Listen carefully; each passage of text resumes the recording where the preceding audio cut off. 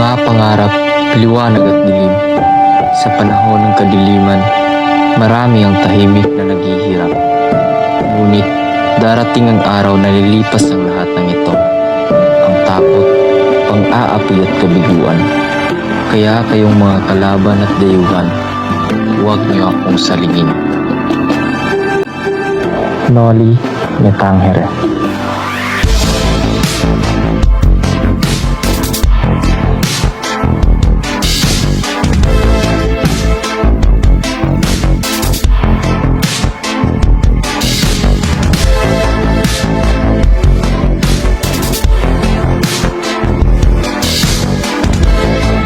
Pag-ibig, pagdurusa at paghihimagsik, nag-aalab para sa katarungan at kalayaan. Sa ilalim ng kasiyahan, nagtatago ang laban ng bagong pag-asa at lumang kapangyarihan.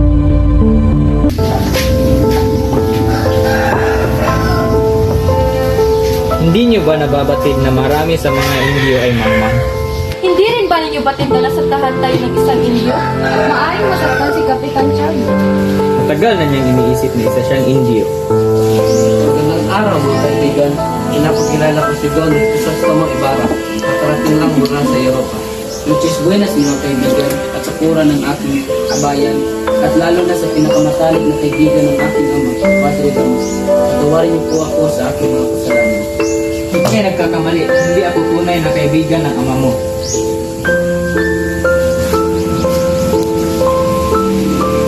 Kayo nga ba ang anak ni Don Rafael? Opo, Doña Victorina. Maligayang pagdating.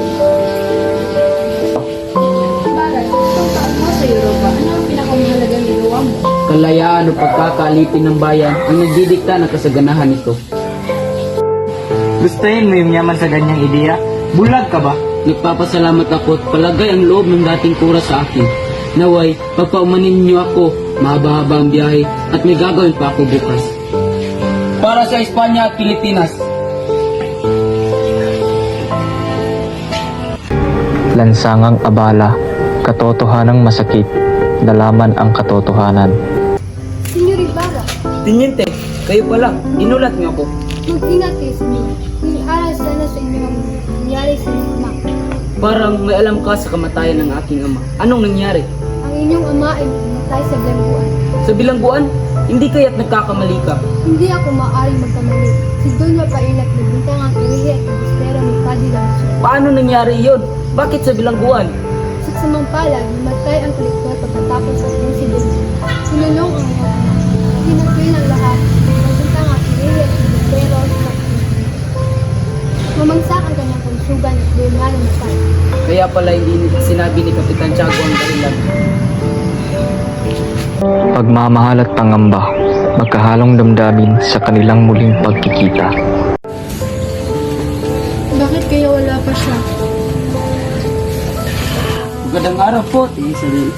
Magandang araw din sa iyo, Iho. Nandiyan si Maria Clara. Sandali lamang at siya aking tatawag. Sige po. Maria Clara, nandito na si Crisostomo. Si Crisostomo? Hindi kumukupas ang iyong kagandahan, Maria Clara. Nakapunta ka lang ng Europa. Pilit mamusnahan niya ang salita. Marami na siguro mga babaeng dinala mo doon. Labis akong nagpapasalamat na napagkasundo na ikasal ako sa pinakagandang babae. Dinala mo na naman ako. Mahal ko, labis akong nangungulila sa iyo. Higit ako nangungulila. Crisostomo. Maria Clara, kailangan ko nang umuwi sa San Diego.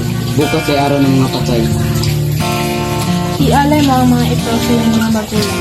Maraming salamat, mahal ko. Mag-iingat ka, mahal kong Crisostomo. Sementeryo ng lihim at bigating natuklasan ang mapait na sinapit ng kaniyang ama. Dilim ng gabi, dilim ng lipunan, pait at kirot ng mga inosenteng biktima ng lipunang mapang-api. Pahinga mo tayo, Kustin. Kuya, magkakakita mo ngayong buwan. 2 piso, bakit mo naman? Kuya, bayaran mo yung sinasabi nila na ninanakaw ko. Natatakot ako na malaman ito ni inay. Hindi ko kaya mabayaran yun. Takot na 2 piso. Huwag ka magalala, wala kang manakaw. Wala kang kalinay. Hindi nila ako paniniwalaan. Basilio, 2 real ang multa mo dahil hindi mo maayos na pinatugtaw ang kampana. At ikaw naman, Crispin, hindi ka makakauwi hanggat hindi mo isinasauli ang ninakaw mo. Wala po kong nakaw. Huwag po! Huwag po! Kuya, puputayin nila ako! Kuya! Crispin! Masarap ang niluto ko. Gutom na siguro ang mga anak ko. May pagkain ba? Oo, meron. Saan? Bilisan mo.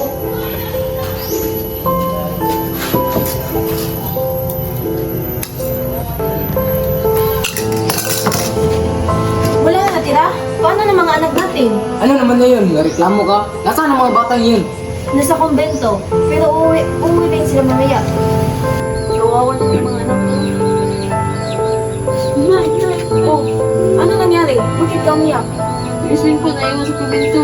Nagbintay nga sila ng nakaw. Nagnakaw daw? Ang mabait kong anak. Bakit kailangan natin magbusa? Dahil ba mahirap na matayo? Diyos ko po, anak ng gawin ko.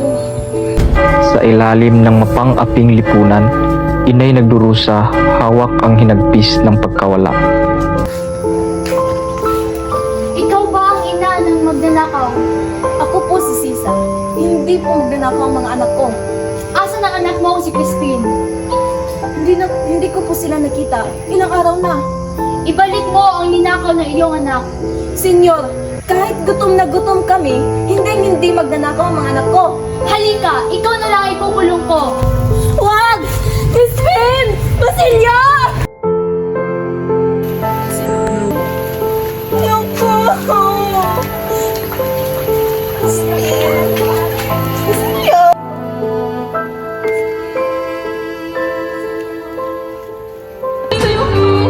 Naghahanap ng kaliwanagan sa gitna ng pagdududa.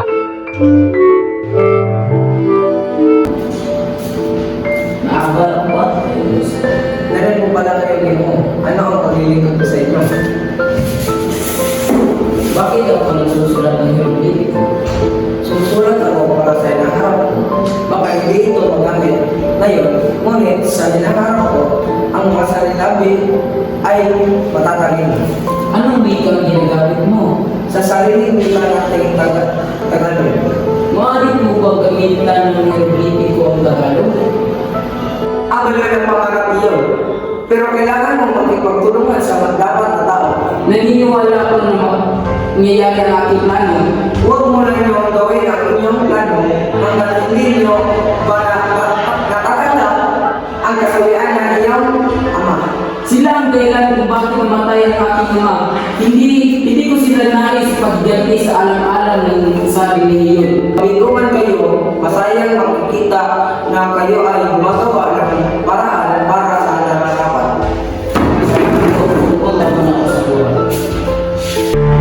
Sa gitna ng kasiyahan, naglalagablab ang tensyon laban na muling bubukas ang mga sugat. Gandang hapon. Aba, di man lang ako binati. Akala mo kung sino na, nakalabas lang sa Europa. Huwag mo nilang pansinin. Kung alam mo lang, mahal ko, kung gaano ako nagtitimpi sa taong ito. Katulad ng ama, akala mo'y disente. Wala namang respeto sa simbahan. Patawarin mo ko, mahal. Pero hindi ko na kayang tiisin. Tama nang namatay ang iyong ama sa kulungan. Isa siyang traidor. Hayaan kitang insultuhin ang pangalan ko, pero huwag mong insultuhin ang pangalan ng ama ko. Jesus, tumuwag! Alang-alang sa akin, huwag mo siya saktan! Kung hindi lang kita mahal, Maria, baka nakita mong patay na tong taong to. Madugong sagupaan ang pagdurusa sa ilalim ng pang-aabuso.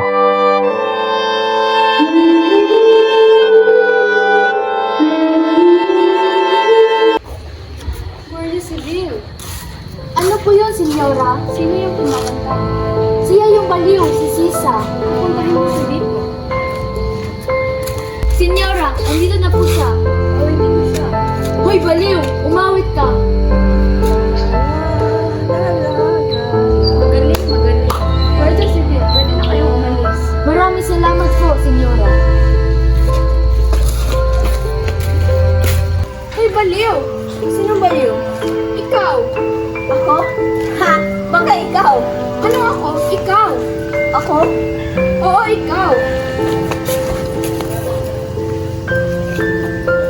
Precious, ano ba tong ginagawa mo? Bitawan mo nga ako. Tinuturuan ko lang ng leksyon ng baliw na to. Tumigil ka nga, hindi ka na rin naawa, no? Masira ka na rin talaga, ano? Tugo! Basilio! Crispin! Gamutin na itong babaeng ito. Bukas, gatin mo ito sa tahanan ni Crispin Ibarra.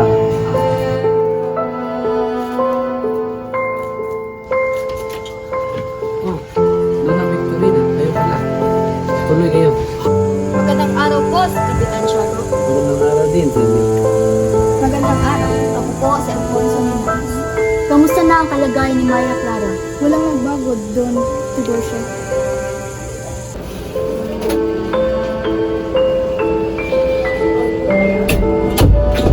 Iha, kamusta na ang iyong kalagayan? Sumasakit pa rin po ang aking umong doktor. Dunya Victorina, siya po ba si Maria Clara? Oo, Alfonso. Napakaganda niya talaga.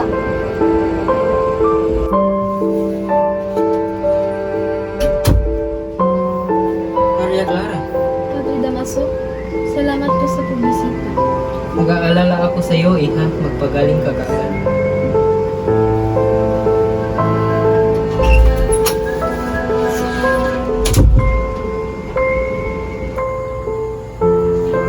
Sino yung kasama mo? San Alfonso Liñares po, inaanak ni Ning Bayaw. Opo, Masaya akong makita kayo. Nandito po siya upang maghanap ng isang magpapangasawa. Naghintay ka lang, Iha.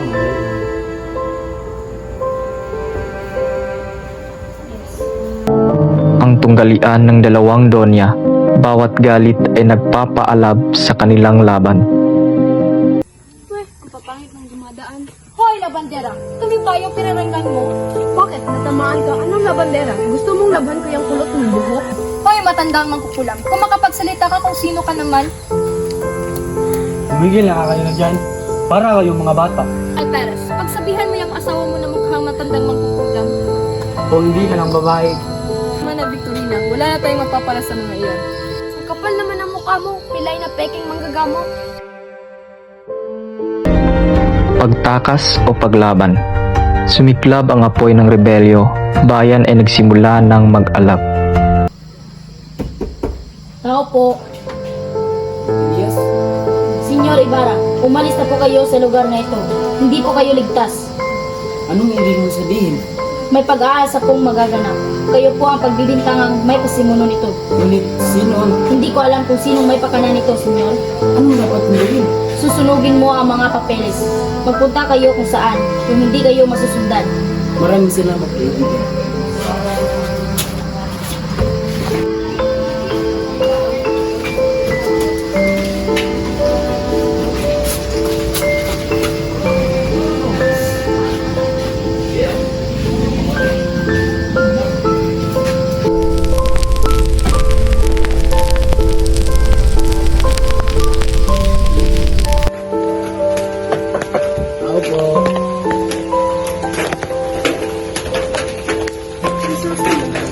Patawarin mo ko naman.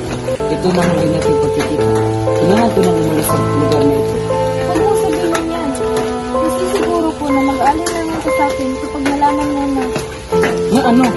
na ang tunay ko ama ang pinasusukunan ng Padre, si Padre Damaso. Paano? Basta, lagi mo lang tatandaan na ikaw lang iniibig ko sa puso mo.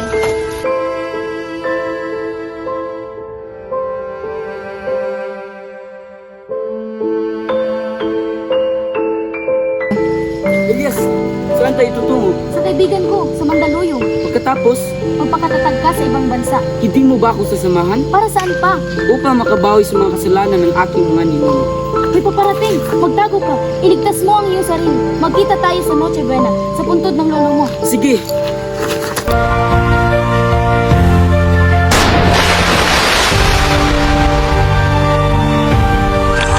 Pagluha sa isang pigating balita. Isang laban ng pagnanasa at tunguhing pilit pinipigilan. Hindi ito maaari, mahal ko. nangyari sa'yo. Masaya ka na ba? Wala na siya! Sinipalan ang mahal ko. Ayoko kay Alfonso. Tawarin mo. Naging nagbialam ko sa buhay ng Ibarra.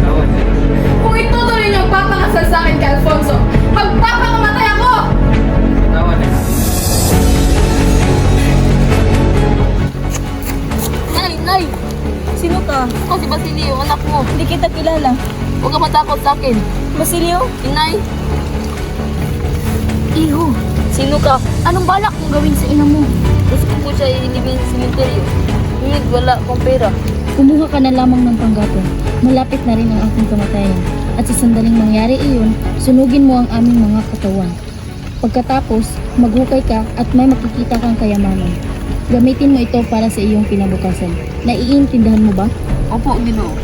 Mamamatay akong hindi masisilayan ang sikat ng araw ng aking galing. Ilyas! Wag po! Bakit?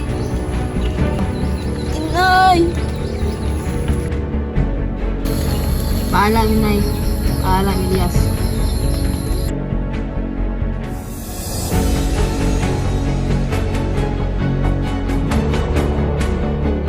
Habang nililisan ko ang bayang iniibig, pasan ko ang sugat ng mga pangarap na nawasak. Hindi man natupad ngayon, ang hustisya'y darating at muling mag-aalab ang pag-asa ng ating bayan. Noli Natangere. Halika na, tuklasin ang mundo puno ng isipanin. Halika na, tuklasin ang mundo puno ng isipanin. Bata na parang ka, tukuan, luhaan, nasaktan, sugat